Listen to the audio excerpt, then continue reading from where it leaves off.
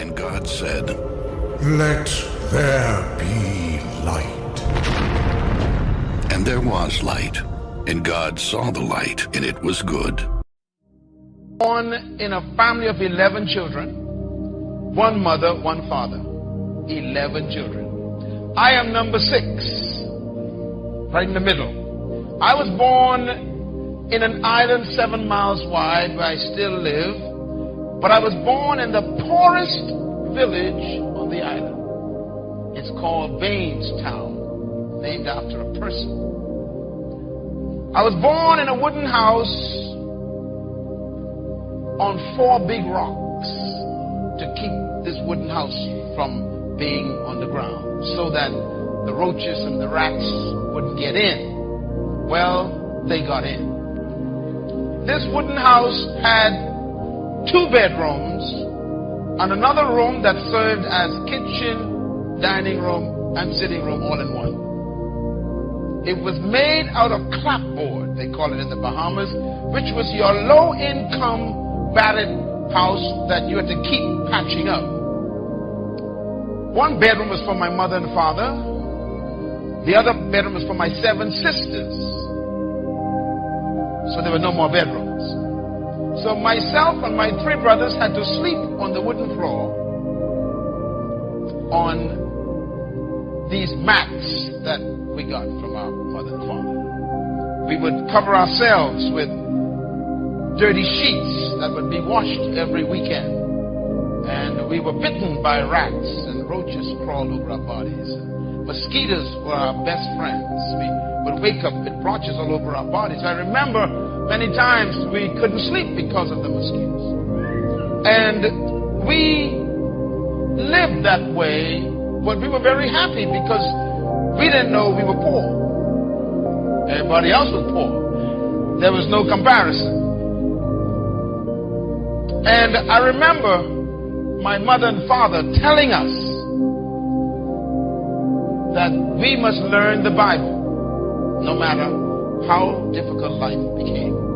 And they would teach us from this book about God and about Jesus Christ and about his sacrifice for us. And as kids, we grew up with those conditions. And as you grow older, you begin to question, why are we poor? Because you begin to see other people's lifestyles. And I remember crying out to God one time at age 13. I said, if you exist, you got to speak to me and explain this to me. And it was at age 13 that my life was transformed. Because that night at 3 a.m. outside on the dirt ground, under the stars in the Bahamas, with tears running down my face, I asked God to explain to me why we were. His answer was simple. He says, because of your mind. That began a journey for me. I surrendered my life to God that night at age 13. I never went back. At age 14, I wrote on paper everything I wanted to be and to do. Today, I am doing those things. And something happened between sleeping on the floor and flying my own jet today. Now, what happened is I had a mental transformation. Nothing changes until your mind changes. You can change your clothes, still have the whole mind. You can change your location, still have the old mind. You can change your house, still have the old mind. Nothing changes until your mind changes. And during that journey as a young man, I began to read the Bible at age 14. Ladies and gentlemen, I'm serious about this. I read this book at age 14. I read through the entire book, and I didn't understand nothing. Because the Bible is a very complicated book. And also I read it in the King James Version, which is even worse. But I read it because I wanted to know what God said to man. When I was 15 years old, I read the Bible again, completely through. And I began to understand it. By age 16, I began to memorize big chunks of this book. And my school lessons went from F to A. I became an A student because of this book. I graduated top of my school in high school because of this book. It taught me that nothing was impossible. So my whole life was changed because I fed myself new information from that book, which changed my concept of me. And I discovered things like this: the greatest tragedy in life is not death. Some people think that when someone dies, that's the worst thing that can happen to you. That's not true. I discovered that the greatest tragedy in life is not death, but it's life without a purpose. It is more tragic to be alive and not know why than to be dead and not know life. Because when you are alive, you got to explain what you're doing with your hours, with your minutes, with your energy, with your talents, with your time. You got to explain, why am I here and what did I do last week with my life? Most people are living as an experiment. I discovered that there are 5 questions that everybody must answer to become successful. I discovered these when I was 15 years old. Write them down. The first question every human must answer to become successful are these questions. And every one of you in this room got to deal with these questions. Question number 1, who am I?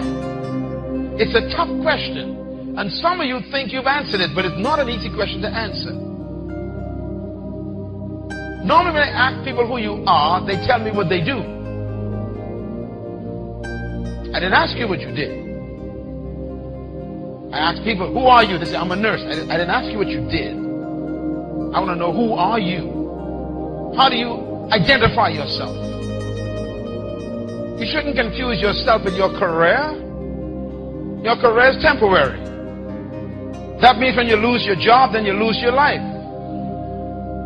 Who are you? Second question you must answer is, where am I from? Very important question. It's a tough question. As a matter of fact, humans have been trying to answer these questions for over 2,000-3,000 years. Today, they have been even attempting to say that you are from monkeys. They talk about evolution. They talk about man starting as a slime that became a salamander, that became a tadpole, that developed into a frog, which became eventually an ape man, that became a human. Well, I don't know about you, but I ain't no ape, and I ain't no tadpole. But they try to explain that you came from some big bang that caused some genetic coding in the slime, in the abyss of 6 billion years, and all this stuff they talk about. They're trying to explain where you're from. You see, until you know where you're from, you don't know who you are. What is your source? Where did you come from? It's a very important question. And the third question I had to answer and grapple with is, why am I here? That's a tough question. Why were you born? Why were you conceived? Why are you on this planet right now? Why did you come to earth? These are tough questions. And the person sitting behind you have not yet answered that question.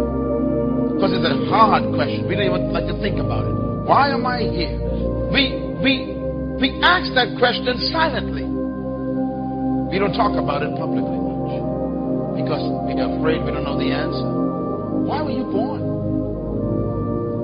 I mean, they say when a man has sex with a woman and he releases semen into a woman, scientists have proven that over 600 million sperms rush toward the egg. And only one makes it. And guess who that was? And my question is, why did 599 million sperms die so that you could live to come to this planet? Was there a reason why the divine creator chose that specific sperm for you to come at this time? Why did you come here? It's a tough question. You didn't come here just to make a living and pay bills and then die.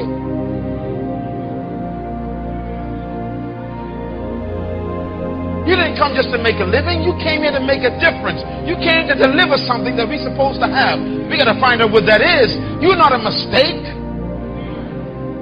You are not a biological accident. So why did you come here? It's a tough question. The fourth question everybody must answer is, what can I do? What is my true ability? And this is a tough question because most of the people in this church sitting here today are living below their true potential. You don't know what you're capable of. Why? Because we have accepted other people's opinions of our own ability. We've allowed people and culture and society to tell us what we can and cannot do. I was a victim of that years ago. I had to be delivered from people. Even living in this city, this town right here, could be your greatest curse. Because there are certain things they don't expect you to do in this town. They tell you how far you can go, what you cannot do, what's never been done, and you better don't upset the boat and don't achieve that here, and you can't do that here. They muffle your true ability.